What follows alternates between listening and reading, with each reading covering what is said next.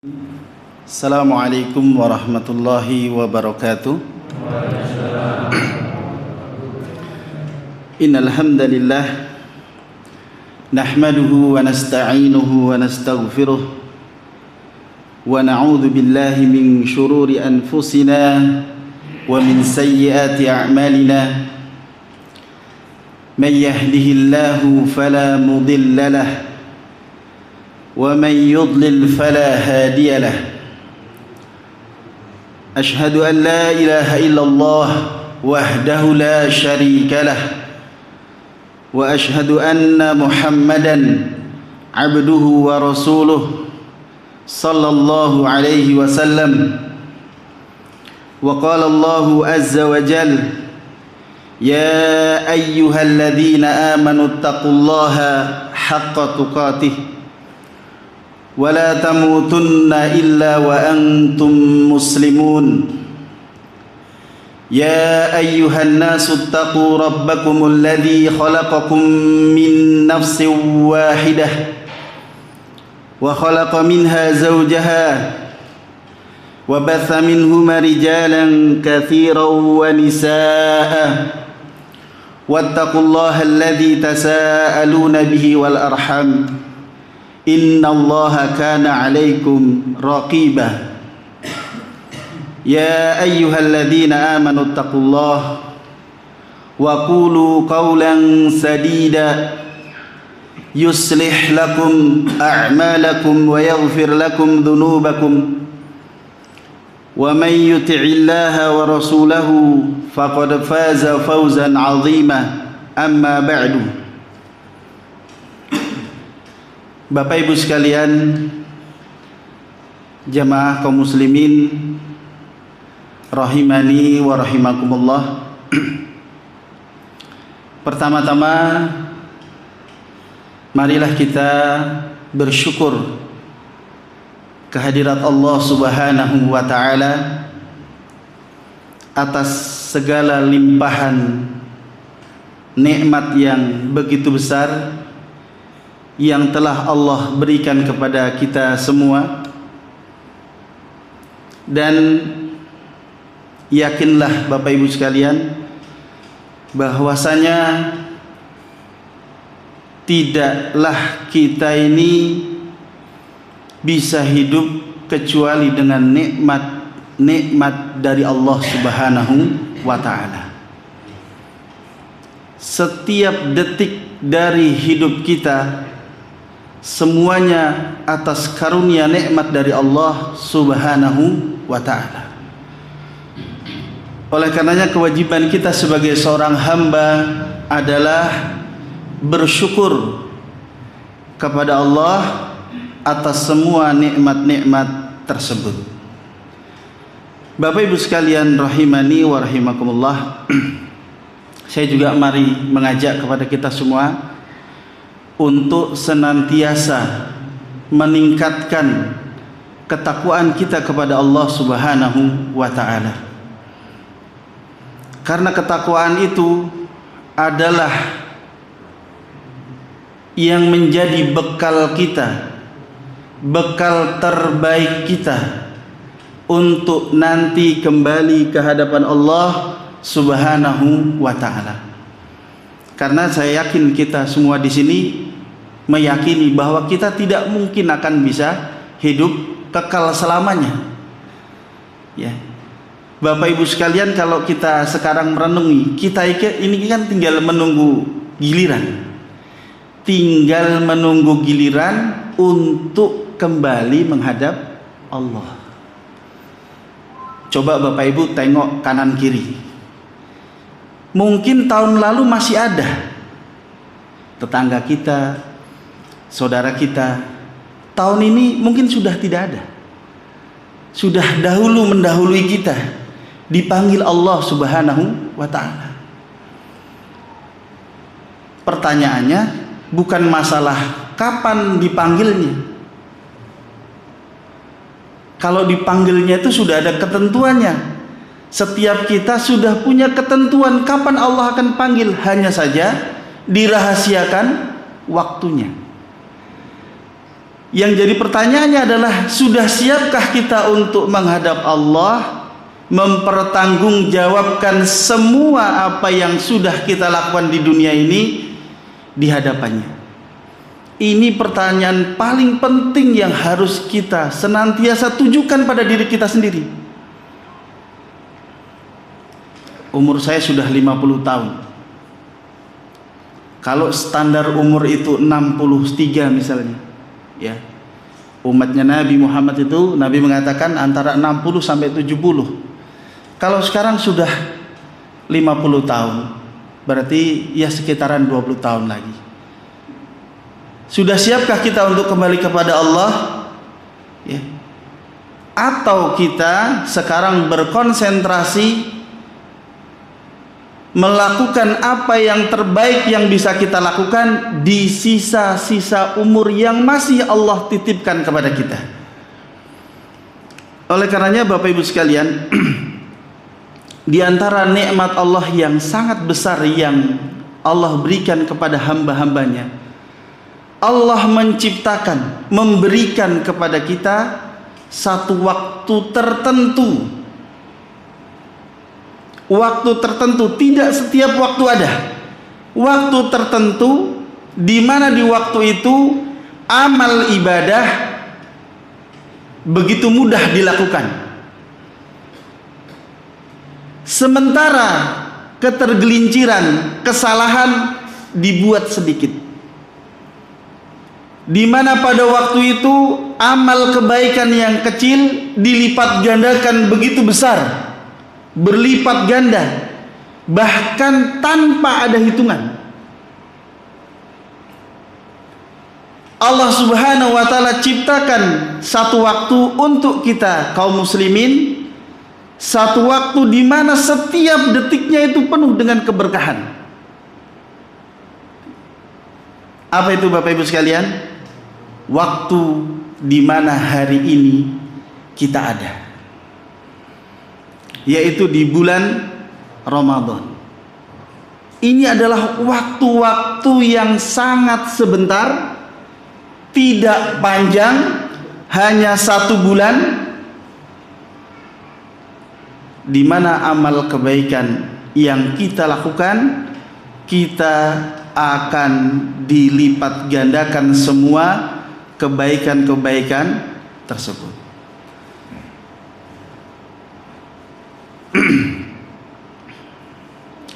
Allah Subhanahu wa ta'ala berfirman, Syahrul Ramadan alladhi unzila fihi al-Qur'an hudan lin-nas wa bayyinatin minal huda wal furqan.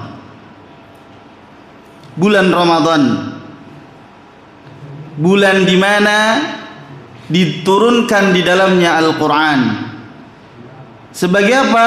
Hudal linnas, sebagai petunjuk bagi manusia,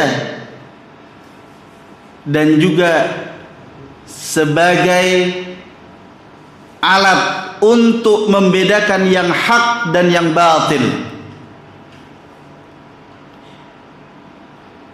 Oleh karenanya Bapak Ibu sekalian, di dalam bulan Ramadan ini kita perhatikan, orang begitu mudah untuk beribadah. Kelihatannya 1 sampai 10 hari ini masjid masih penuh. Orang begitu antusias untuk beribadah. Orang memberi makan kepada orang-orang yang berpuasa, berbuka, begitu ramai. Tidak sedikit orang bersedekah di bulan ini, mengeluarkan hartanya, sebagian dari hartanya untuk kebaikan dirinya. Tidak sedikit orang yang begitu antusias untuk menghatamkan Al-Quran, memperbanyak membaca Al-Quran. Kalau dulu saya waktu anak-anak saya masih kecil itu, suatu hari saya suruh menghatamkan Quran. Satu hari menghatamkan 30 juz. Bisa tidak? Kira-kira bisa nggak Pak? Satu hari menghatamkan 30 juz. Kalau sudah hafal mungkin terjadi. Saya dulu pernah ngetes anak nomor 2 itu, hafalan 30 juz itu 10 jam.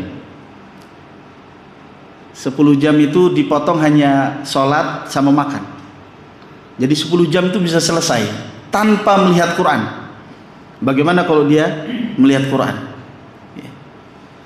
Jadi sangat mungkin. Oleh karenanya para ulama dahulu, lihat contohnya Imam Syafi'i rahimahullah. Di dalam bulan Ramadan beliau bisa menghatamkan 60 kali. Menghatamkan Quran selama Ramadan itu 60 kali. Berarti beliau itu menghatamkan siang 1 kali, malam 1 kali. Masya Allah. Kenapa? Karena memang di bulan Ramadan itu adalah bulannya Quran. Ya, bulannya Quran. Disitulah kaum muslimin berlomba-lomba memperbanyak ibadah membaca Al-Quran. Karena membaca Al-Quran itu Bapak Ibu sekalian termasuk ibadah yang ringan dilakukan tapi ganjarannya sangat besar. Coba bayangkan, Bapak Ibu bisa bayangkan, 1 huruf diberi ganjaran berapa? Diberi ganjaran 10. 1 huruf dari Quran itu. Kalau dia membaca 1 surat, berapa huruf dan berapa kali lipatnya dia mendapatkan. Bahkan di bulan Ramadan ada kelipatan yang kita tidak bisa menghitungnya kecuali Allah saja. Oleh karenanya Bapak Ibu sekalian, ayo, mumpung masih baru berapa hari ini? Baru 6 ya, 5-6 hari lah ya. Mari memperbanyak untuk terus membaca Al-Quran ya. Bisa diperbanyak qiyamul lailnya, bisa diperbanyak sedekahnya, bisa diperbanyak tilawahnya. Jadi jangan sampai Bapak Ibu sekalian kalah dengan anak-anak kecil yang juga sekarang sudah sibuk untuk membaca Al-Quran. Apalagi kita Bapak Ibu yang umurnya sudah mulai menua. Justru kita ini yang paling butuh kepada apa? Kepada memperbanyak amalan soleh di bulan ini. Karena kita tidak yakin, apa bisa mungkin kita yakin bahwa tahun depan kita masih bertemu lagi dengan bulan Ramadan? Atau justru kita sudah dipanggil oleh Allah karena jatah umur kita sudah habis. Ya. Jadi Bapak Ibu, umur itu rahasia yang takarannya sudah ada. Fulan umurnya sekian, matinya nanti di mana, sebabnya apa, sudah ada ketentuannya dari Allah. Hanya saja kita tidak diberitahu. Seandainya kita diberitahu, kira-kira ngeri nggak itu Bapak Ibu? Diberitahu umurnya berapa, matinya karena sebab apa, tempatnya di mana. Dan manusia tidak mungkin bisa menghindar dari apa yang sudah Allah tetapkan ini. Misalnya orang tinggal di kota A, dia ditakdirkan oleh Allah akan meninggal di kota B. Bagaimanapun caranya, dia pasti akan ada cara untuk datang ke kota B untuk mendatangi kematiannya. Itu pasti terjadi. Saya punya teman orang Pacitan, meninggalnya harus di Sukoharjo, Pak. Meninggalnya harus di Sukoharjo. Dari Pacitan dia datang mau nengok anaknya di mana? Di Diaul Quran, tempatnya Ustaz Muhyiddin, Ustaz Abu Yahya, nyantri di sana. Naik motor dari Pacitan sama istrinya sampai Begajah. Itu subhanallah, dia bisa nyebrang kemudian jatuh. Sudah di situ, duduk di situ udah nggak bisa apa-apa. Saya ditelepon istrinya, saya datang, wah ini nggak bisa kalau pakai motor karena kondisinya sudah nggak bisa. Masih sadar tapi sudah nggak bisa apa-apa. Ditanya masih bisa, masih nyambung, tapi sudah nggak bisa bergerak. Takdir Allah, harus meninggalnya di Sukoharjo. Saya bawa ke rumah sakit DKR, rumah sakit umum. Seminggu kemudian, seminggu koma, hari ke-8 meninggal. Dan memang harus di Sukoharjo. Gitu, takdir itu begitu. Jalan sesuai dengan takdir manusia yang telah Allah takdirkan untuk dia. Oleh karenanya Bapak Ibu sekalian, kita harus banyak berdoa agar kita diberi husnul khatimah. Dulu para sahabat Nabi itu orang yang paling takut dengan kematian yang tidak baik. Mereka banyak berdoa agar dimatikan dalam keadaan yang baik.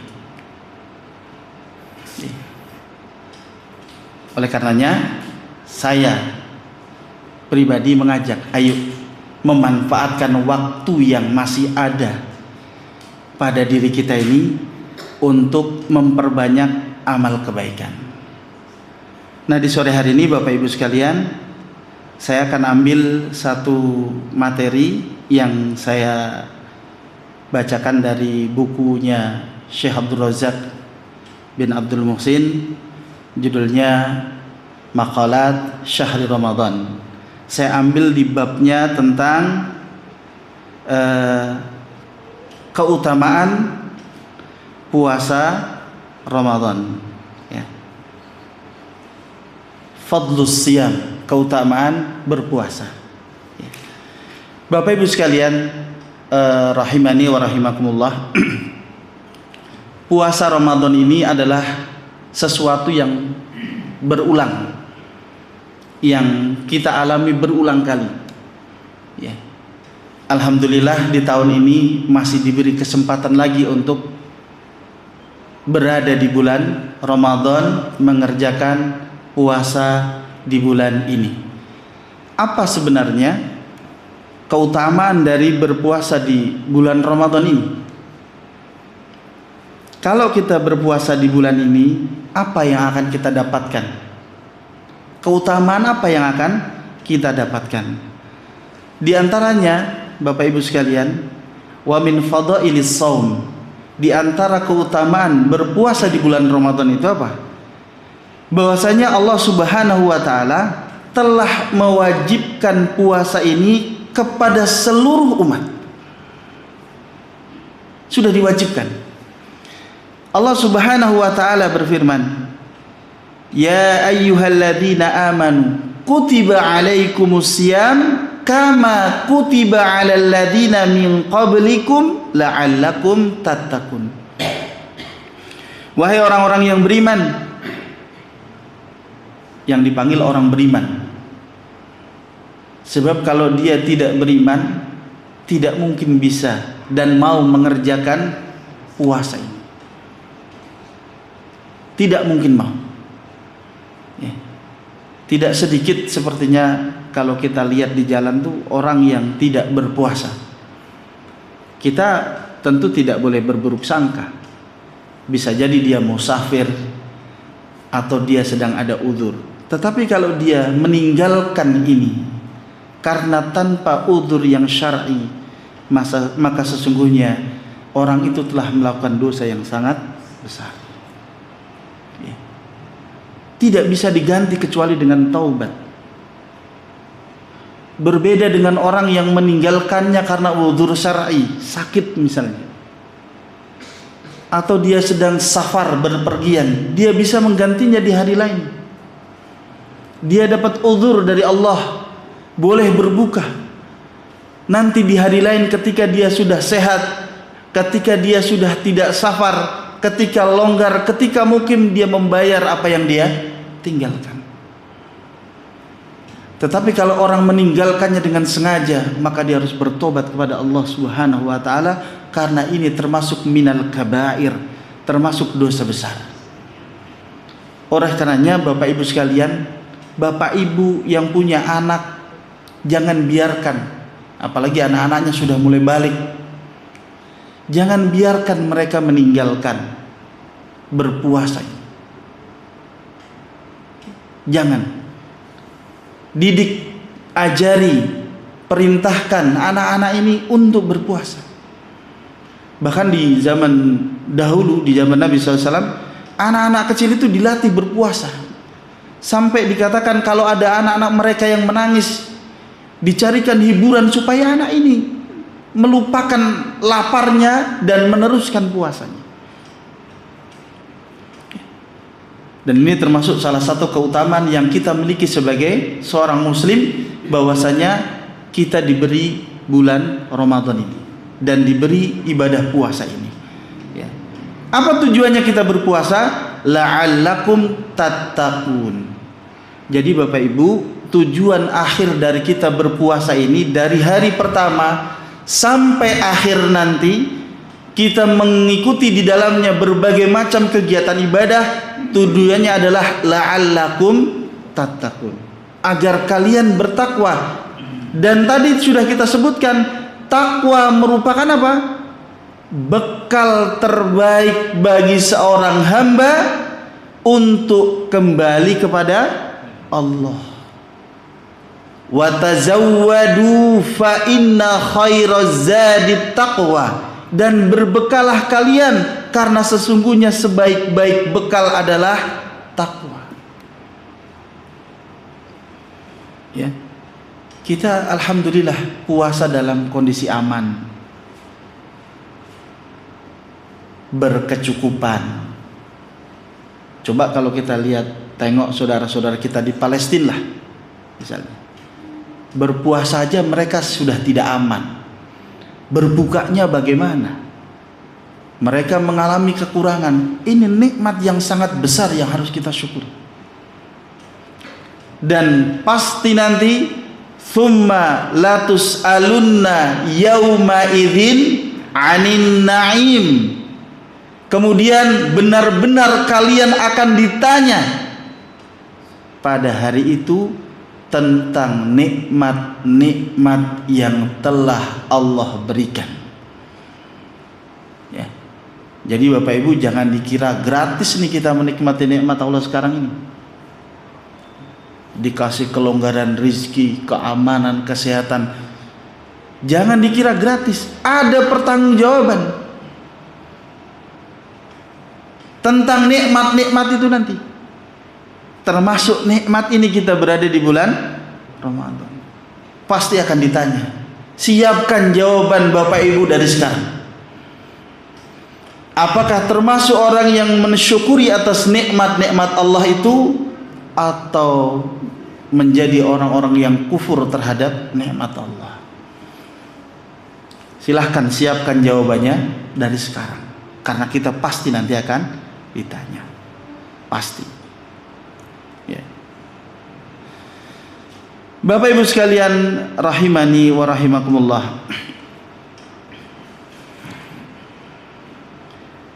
Puasa ini merupakan ibadah yang ganjarannya Allah sembunyikan bilangannya. Ya. Bilangannya Allah sembunyikan, karena Allah Subhanahu wa ta'ala yang akan membalasnya. Wa ana ajzi bihi. Berbeda dengan amalan lain yang disebutkan, seperti tadi membaca Quran 1 huruf 10, nanti ada kelipatannya. Puasa Allah langsung yang akan memberikan ganjarannya, dan Allah menyembunyikannya. Ya.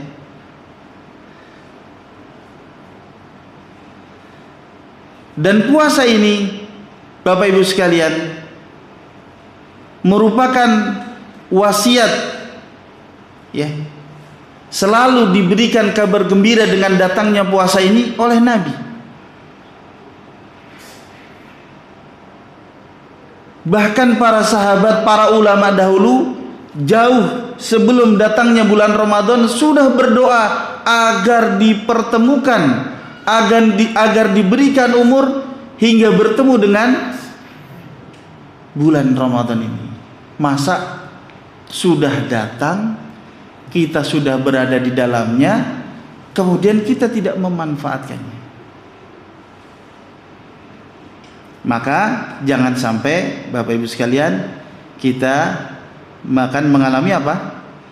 Kerugian dengan sebab itu.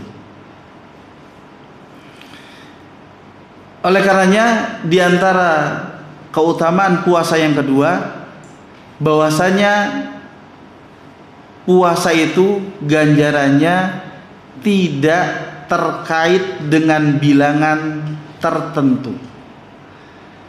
Bahkan Allah Subhanahu wa taala memberikan ganjaran kepada orang yang berpuasa itu bighairi hisabin, dengan tanpa hitungan.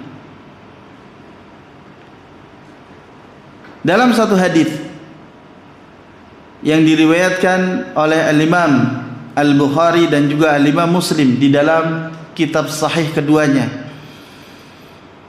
dari Abu Hurairah radhiyallahu anhu, dia berkata, yakni Abu Hurairah berkata, qala Rasulullah sallallahu alaihi wasallam, telah bersabda Nabi sallallahu alaihi wasallam, qala Allah berfirman, kullu amali bani Adam lahu, setiap amalan anak Adam untuknya, illa sauma, kecuali puasa, fa innahu li, karena sesungguhnya dia adalah untukku, wa ana ajzi bihi, dan aku yang akan memberikan balasan kepadanya, fasaumu junnatun, dan puasa itu adalah benteng,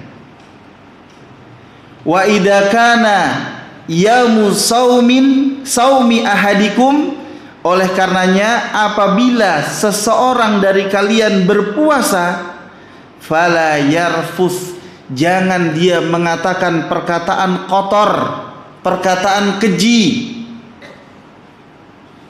jangan melakukan perbuatan kotor dan perbuatan keji. Fa in sabahu ahadun au qatalahu, kalau ada orang yang mencelanya atau ada yang mengajaknya untuk berkelahi, falyaqul, maka katakanlah, inni mru'um shaim, sesungguhnya aku adalah orang yang berpuasa.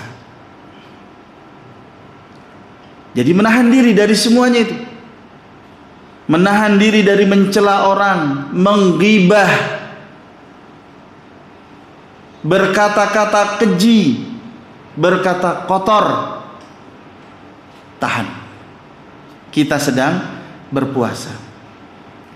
Walladzi nafsu Muhammadin biyadih, demi jiwa Muhammad yang berada di tangannya, la khulufu fami shaim atyabu indallah min rihil misk, bau mulutnya orang yang berpuasa.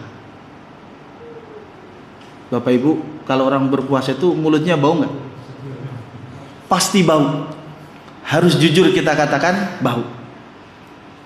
Ya.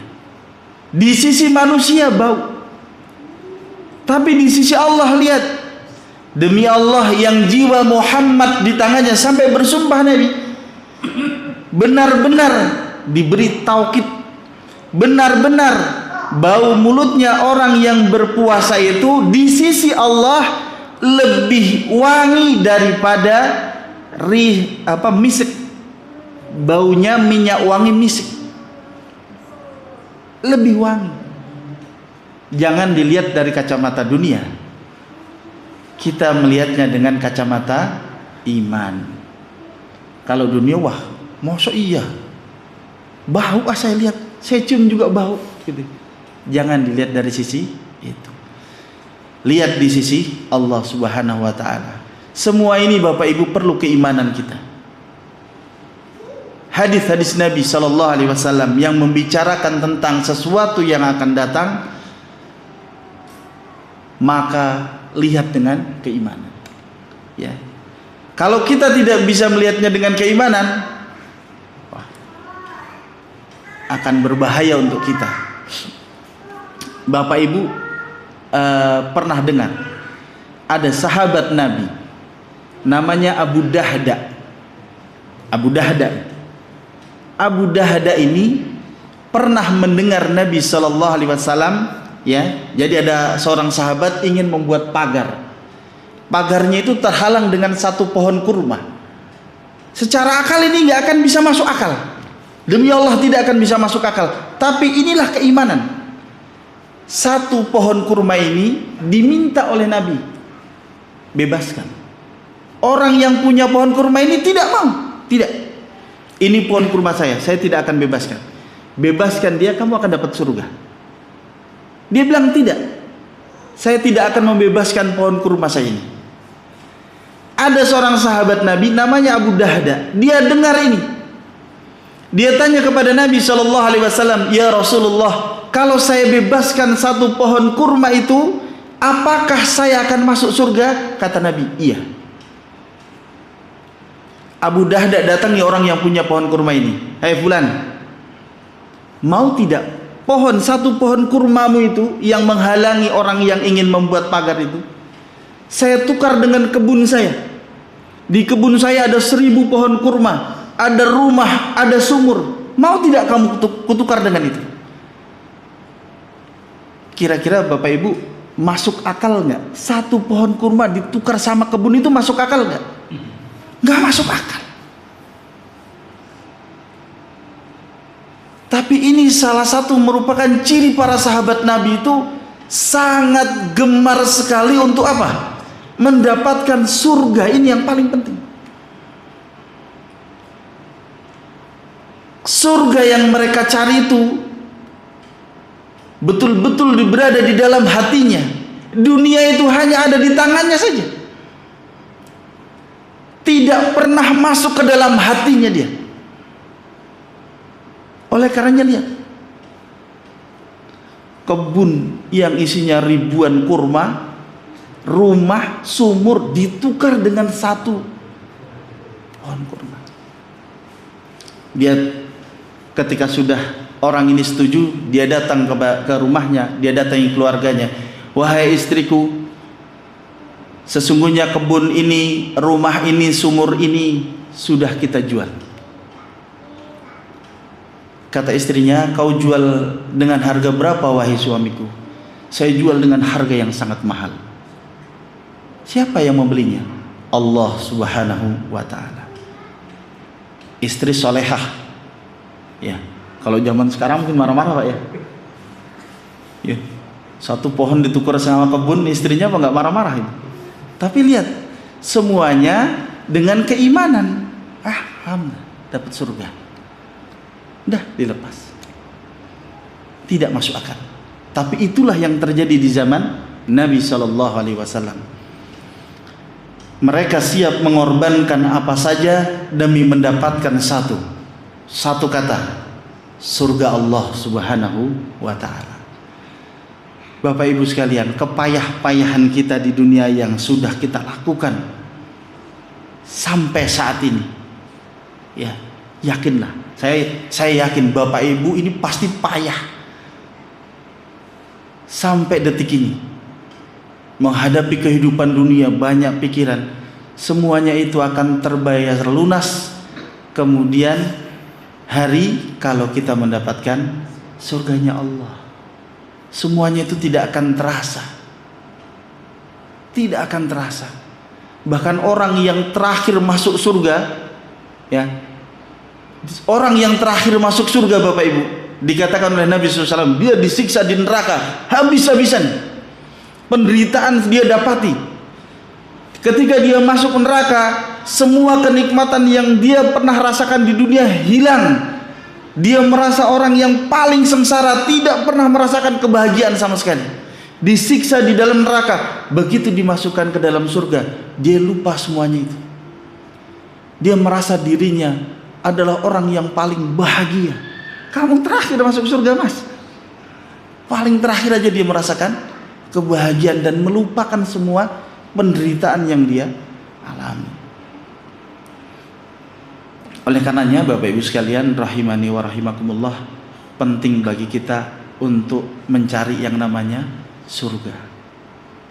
Harus Kalau enggak itu yang dicari, Bapak Ibu mau nyari apa? Hidup di dunia ini enggak mungkin kekal. Dikasih umur makin panjang, semakin menderita. Betul enggak? Coba orang dikasih umur sampai 120 tahun misalnya.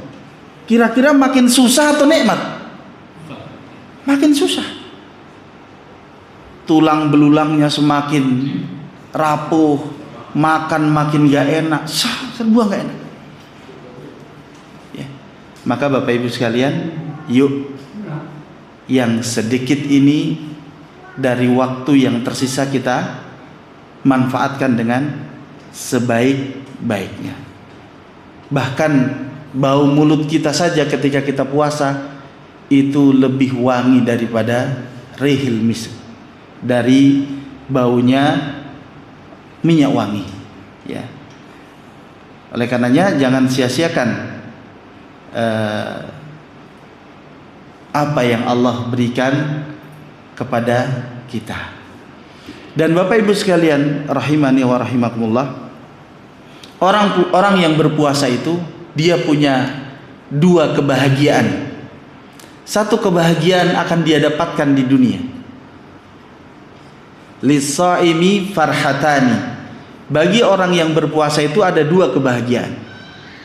Ya. Yang pertama farhatun inda fitrih. Kebahagiaan ketika dia berbuka. Itu bahagia orang.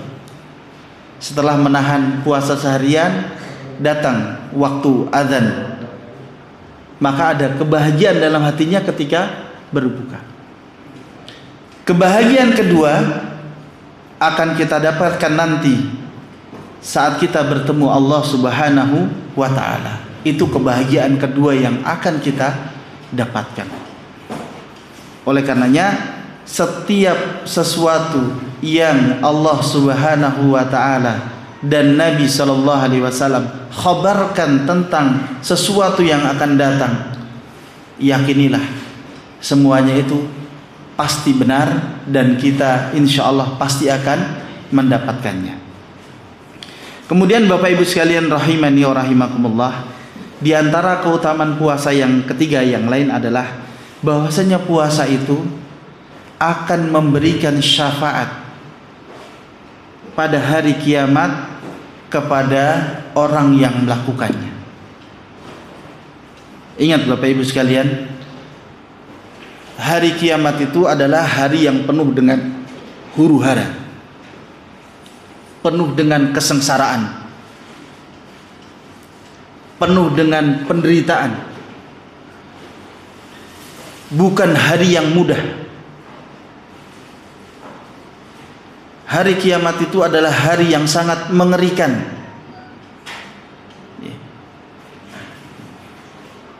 Hanya orang-orang yang tidak punya keimanan saja yang akan merasakan terjadinya hari kiamat.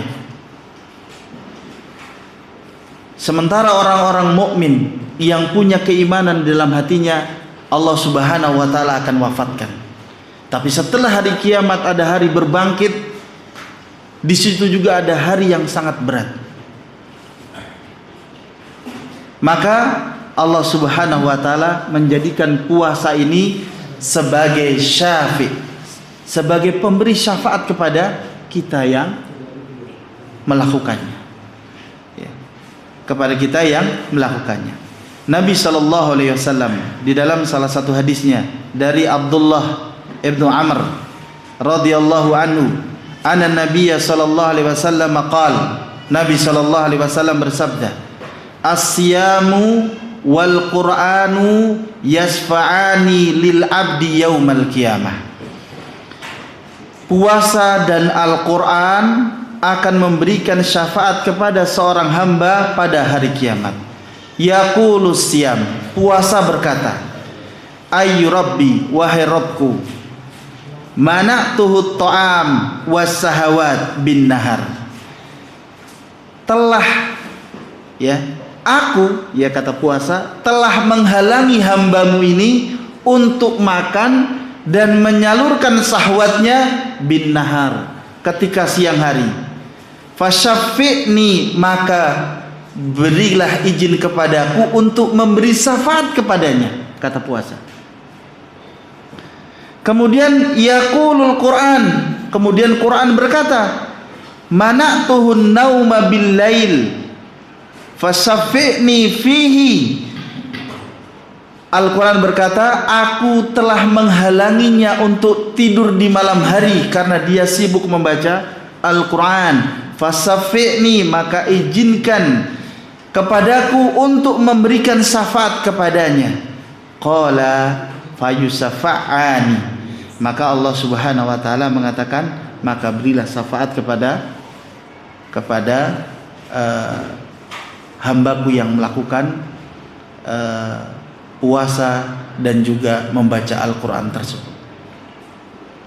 Jadi Bapak Ibu sekalian, kalau kita berpuasa dan kemudian kita membaca Al-Quran di bulan ini, maka puasa kita akan menjadi pemberi syafaat kepada kita pada hari kiamat nanti, dan Al-Quran yang kita baca juga akan memberikan syafaat kepada kita. Sampai jam berapa? Habis. Pernah di. Ya. Ya, Bapak Ibu sekalian rahimani wa rahimakumullah, yang terpenting bagi kita sekarang adalah memperbanyak kebaikan di waktu yang tersisa ini, di bulan Ramadan ini, karena sesungguhnya sekecil apapun kebaikan yang kita lakukan, ganjarannya Allah lipatkan begitu banyak.